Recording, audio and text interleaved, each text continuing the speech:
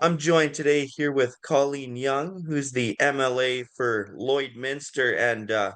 Well, it's been quite a year for you, Colleen. Why don't you just take me through it a little bit?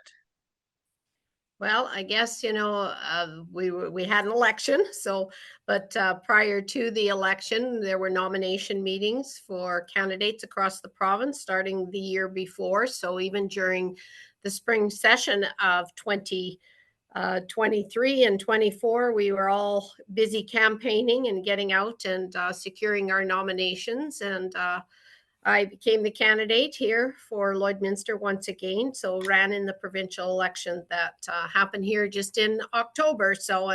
And so honored and appreciative of the support and the trust and confidence I've received from the constituents of Lloydminster. So thank you to all of them for returning me to be their voice and their advocate in the legislature. But yes, it was a very busy year getting out and traveling throughout the constituency, knocking doors, talking to folks, finding out what issues were within the constituency and garnering their support. So Yeah, it seems like, yeah, you had quite the year, especially with the election and stuff. What were some of the highlights of 2024?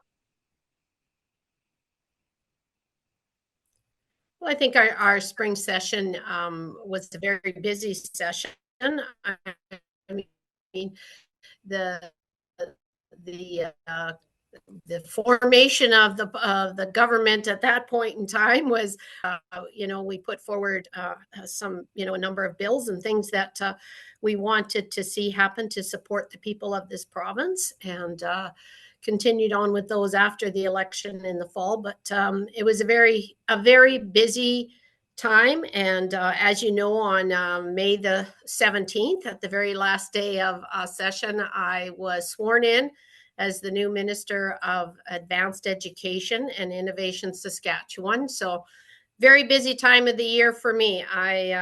It's graduation, convocation time across the province, and I took the opportunity to travel from Estevan, Weyburn, Swift Current, Moose Jaw, Regina, Saskatoon, all the way up to Fond du Lac, La Ronge, to go to as many graduations and convocations of our post-secondary students as I possibly could in the province. So it was a great opportunity for me to see the number of students who are now out there in the workforce and contributing to our society.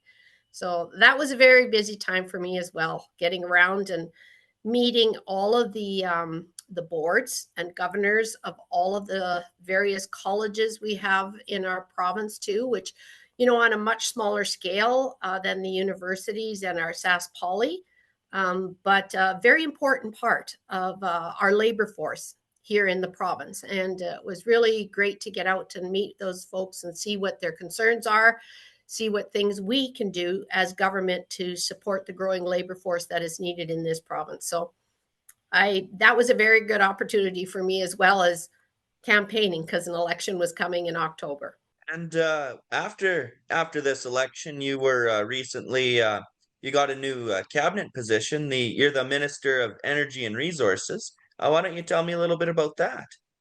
Well, yes, I think that, just from the going door to door and for throughout all of our constituencies, the Premier recognized that, the people supported a fifth term government again, but at the same time, they wanted to see some change. They wanted to see, a reflection of different parts of the province being supported in different ways. So yes, I quickly, after 4.5 months of being the post education minister, was made the Minister of Energy and Resources, which has been an interesting and wonderful portfolio. As a matter of fact, I'm very engaged in meeting with a number of industry folks, not only from within our own province, but from out of the province and out of the country.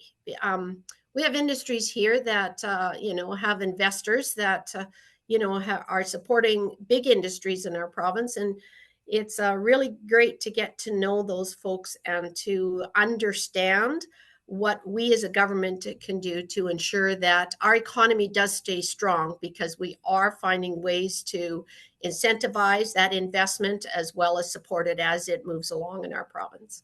Alrighty, and yeah, the now that the year is kind of wrapped up a little bit, what are your plans for 2025?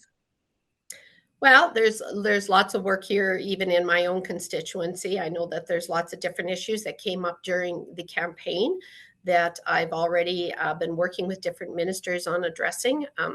Just recently, in the last week or so, met with the mayor and our Minister of Social Services to try to address some of the homeless and houseless situation we have here in our community, as well as communities within our across our province. It's not just a Lloydminster issue. It's an even bigger issue in some of our other cities.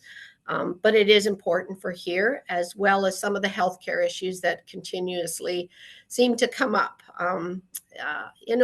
We can build facilities, but I think one of the major things, and this is something I learned even as post-ed minister, was ensuring that we are starting to prepare and make sure we have a labor force moving forward. So as we build new facilities, as we renovate hospitals, as we add long-term care facilities, a building is just a building. But unless you have the people and the staffing and the specialists and the doctors and the nurses and the healthcare aides to support those facilities and to be there to care for our citizens, we're behind the eight ball on that. So, I mean, that's something that we as a province realize and we are working hard on.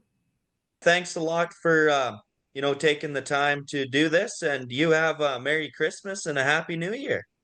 Oh, well, the same to you, Lane, and to everyone in my constituency, as well as all of their families and friends. Safe travels wherever you're going for Christmas, and all the best to everyone in the new year. Good health, happiness, and prosperity. So, Merry Christmas, everyone.